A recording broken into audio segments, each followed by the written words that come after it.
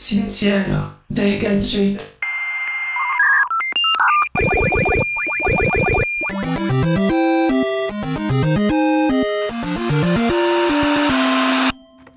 Cette semaine, on va parler d'un gadget, d'une technologie que je connais quand même assez bien pour des raisons familiales, les radios amateurs. Ben là, en fait, je suis un petit peu fâché. Parce que vous envoyez ça au cimetière. Moi, je trouve que...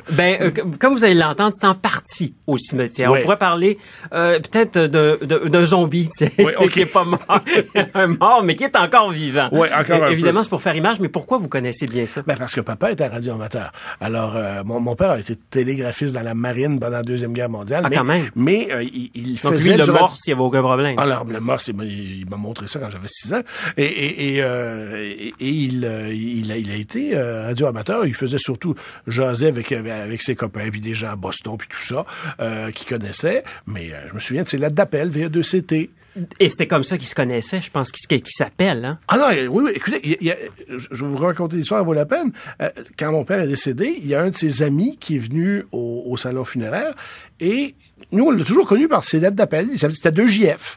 Alors, s'il nous écoute, je suis pas sûr qu'il est encore là, mais s'il nous écoute, il devrait savoir qu'on lui a jamais envoyé la petite carte de remerciement parce que on le connaissait, on n'a jamais su son nom, c'était 2JF. Puis il a signé 2JF aussi. Ben oui. Ah, mais vous voyez, ça me surprend pas parce que c'était un réseau social avant la lettre. Ah, tout à fait. Ça. Et c'est pas tant donc un gadget qu'un mode de communication qui est sur le déclin. Il faut vous dire, il y a 15 000 détenteurs de licences au Québec. Il y en a environ 3 500 qui sont actifs sur l'ensemble de la population. Il y en a déjà eu beaucoup plus que ça. C'est ça, exactement. Il y a ces fonctions-là de réseau social qui ont été remplacées par d'autres plus pratiques qu'on n'a même plus besoin de présenter aujourd'hui. Mais bon, vous allez l'entendre, les radios amateurs, elles attirent moins l'attention, mais elles conservent néanmoins leur pertinence. J'ai parlé avec Guy Lamoureux, qui est PDG de l'Association provinciale des radios amateurs du Québec. On l'écoute. VE2 ICA, VE2 LGL. Salut Guy, bon matin. J'espère que ça va bien dans ton coin. Bien sûr, ça va très bien, Jean-Guy. Est-ce que tu es allé à l'extérieur ce matin voir les belles couleurs d'automne? C'est les milliards de feuilles qui tombent à terre que je devrais ramasser d'ici que... Personnellement, je suis arrivé à la radio amateur officiellement avec mon indicatif d'appel en 1989, mais je connaissais la radio amateur depuis 1959, alors que j'avais 12 ans à peu près. Et avec mon père, on était allé dans un field day qu'on appelle. C'est une fin de semaine où les radioamateurs se réunissent dans la nature sans source d'alimentation électrique autre que des génératrices ou des choses pour pratiquer les communications en situation d'urgence. De tous les temps, les radioamateurs ont été en première ligne lors de catastrophes. On a un protocole d'entente avec la sécurité civile de la province de Québec qui fait en sorte que l'on maintient un système de relais pour les communications en situation d'urgence.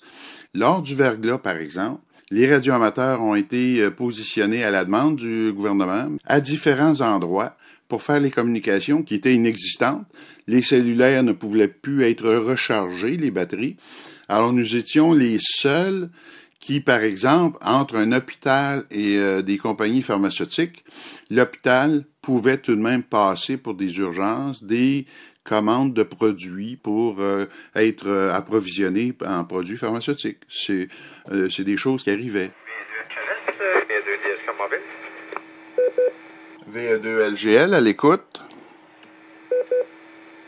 Salutations. Non, la station que je demandais, c'est HLS.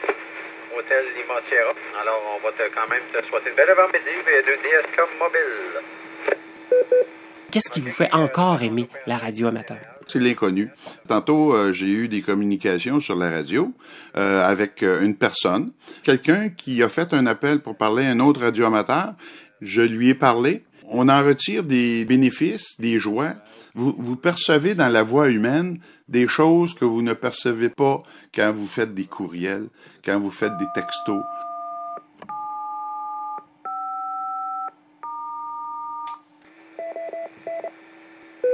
On a été partie prenante à l'évolution technologique. Avant même l'arrivée des ordinateurs, on avait notre système de communication, ça s'appelait du packet. C'est le protocole qu'on utilise pour les courriels. Donc, on a été précurseur dans différents domaines. C'est sûr que avec les jeunes, avec l'évolution technologique, c'est sûr que l'Internet a pris plus de place. C'est sûr que l'Internet a peut-être un impact sur beaucoup de jeunes qui auraient été tentés il y a 20-30 ans de venir vers la radio amateur, qui ne viennent plus. Actuellement, on est dans une phase de ralentissement.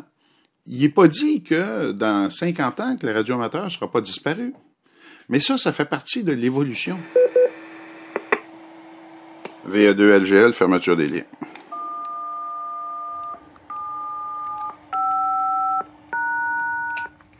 Mais Yannick, il y a quelque chose qui me dit qu'il y a trop de bonheur pour envoyer la radio amateur au cimetière. Ben, c'est toujours risqué d'annoncer la fin d'un mode de communication, vous le savez. Il y a des expériences qui sont menées en ce moment par des radios amateurs ici même au Québec pour utiliser les lasers pour justement faire de la communication. Ça pourrait déboucher sur des nouvelles technologies. Mais moi, je me pose une question. Quand on entendait dans le reportage, lui a été initié à la radio amateur par son père. Votre père était donc lui-même un radio amateur? Moi, j'ai pas été dans ma radio amateur dans ma vie, mais quand il a cessé d'en faire, j'avais son récepteur dans ma chambre et ça m'a, moi, je m'en suis servi pour faire de la radio onde courte. J'écoutais en pleine guerre froide Radio Moscou puis des machins comme ça. Peut-être que mon intérêt pour l'actualité internationale vient de là. Ouais. Merci beaucoup, Merci, Michel.